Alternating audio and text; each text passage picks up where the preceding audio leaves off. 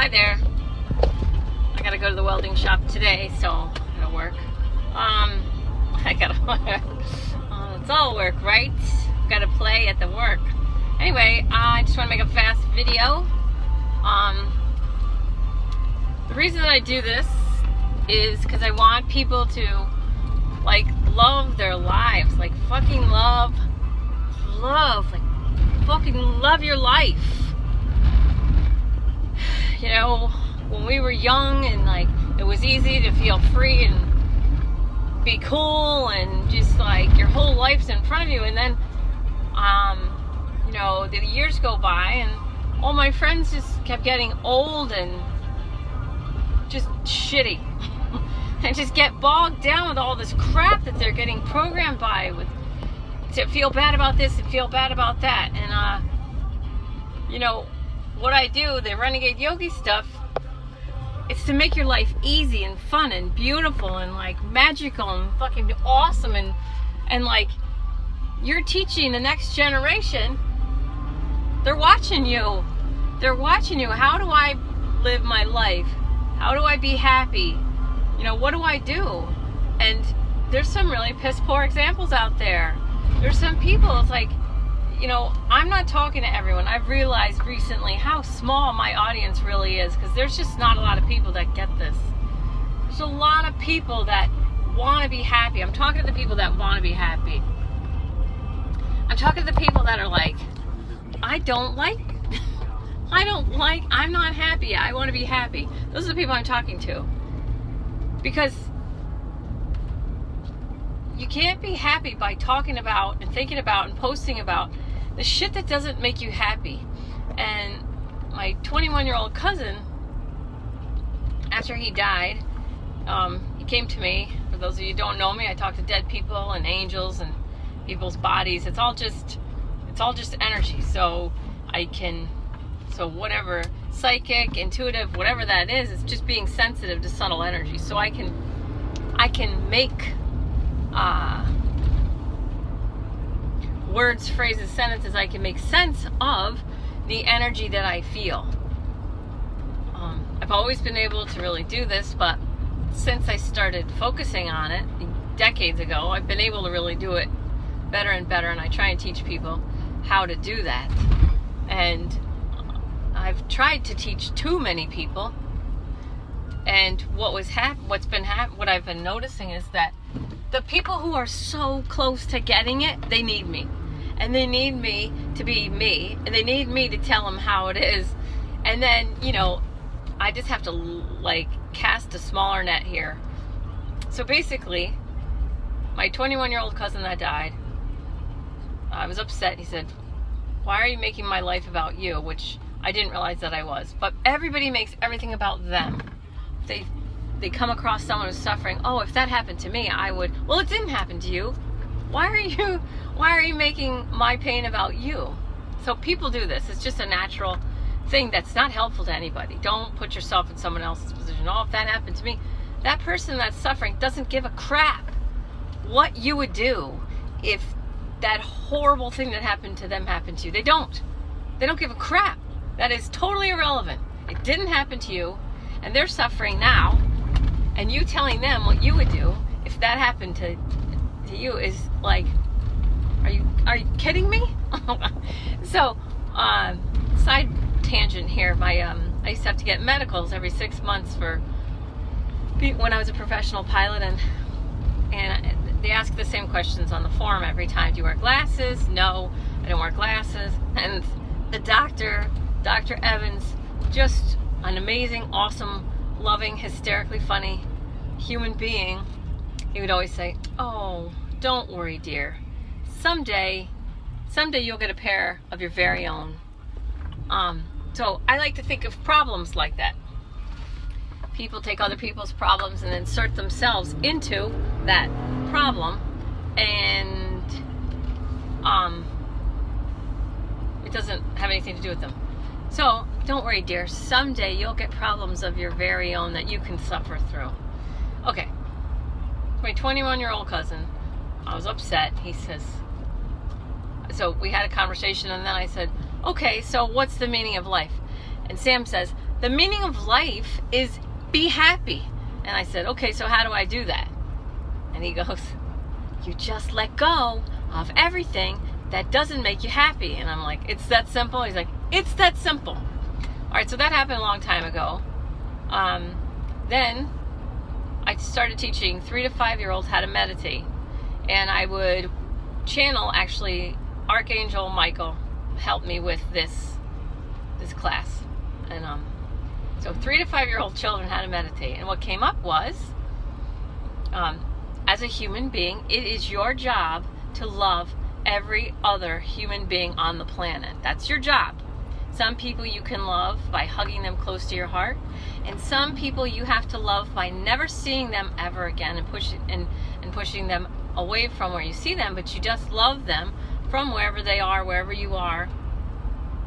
And so anyway, the Renegade Yogi principles were born, and I have to tell you, there is so much freedom in your heart when you already know that every single human being that you ever see on TV, or you ever see in your life, or ever read about, or think about, or hear about, that you automatically love them because you bless them, you forgive them, you forgive everything. You forgive them, you forgive yourself, you bless them, you bless yourself, you respect their free will choices. As you respect your own free will choices, and you love them just as you love yourself. There's so much freedom that it sets you free, and we need more freedom in human beings' hearts. Okay, that's what we need. And I started looking at life in terms of spectrums from a very young age, and I could see people are on spectrums. So, and there was a few spectrums that I was on, but I was in the middle. And I felt good about being in the middle, and I felt like I wasn't as bad as these people over there or those people over there, and I wished those people would get along with these people, and I wished everyone would listen to each other. And so I realized that being on a spectrum is you're lending your energy to the fight. You're lending your energy to the division. Even if you're in the middle, you're still putting your energy into division. Even if you're in the middle. And your ego mind feels superior to anyone on the left or the right of the spectrum, the sides. Whether it's political, gender, religion, anything. It doesn't matter. There's spectrums everywhere. This is the physical plane. And people love to define themselves, and other people love to define us. I've had friends define me as, oh, you don't have a filter. I'm like, I used to buy into that, and I used to be really afraid. It made me really afraid to talk to anybody and say anything, because everyone told me, you don't have a filter, and I'm like, oh no, I'm hurting all these people by accident. But the truth is that I just didn't judge things are good or bad. And so they were projecting onto me that I was hurting people's feelings because I should have known that this outcome is good, this outcome is bad. This is what everyone wants. It's like, it's just rampant everywhere. They do it with every single spectrum. What's good, what's bad. All right. Anyway, I just want people to really love their lives. And one thing you need to do if you want to do this, you have to remove the story in your mind that tells you that everybody wants to be happy. There's a story playing in your head that you think everyone wants to be happy. That's not true, And also, there's a sideline story connected to it that says that if we all just get along, then we'll have a peaceful, loving world. That's not true either. There will always be chaos. There will always be something that is uncomfortable, because this is the game. It's a game of life, and without high and low pressure systems, we have no weather, and without weather, everything stagnates. So life is always teeming, moving, dynamic. You can't step in the same river twice.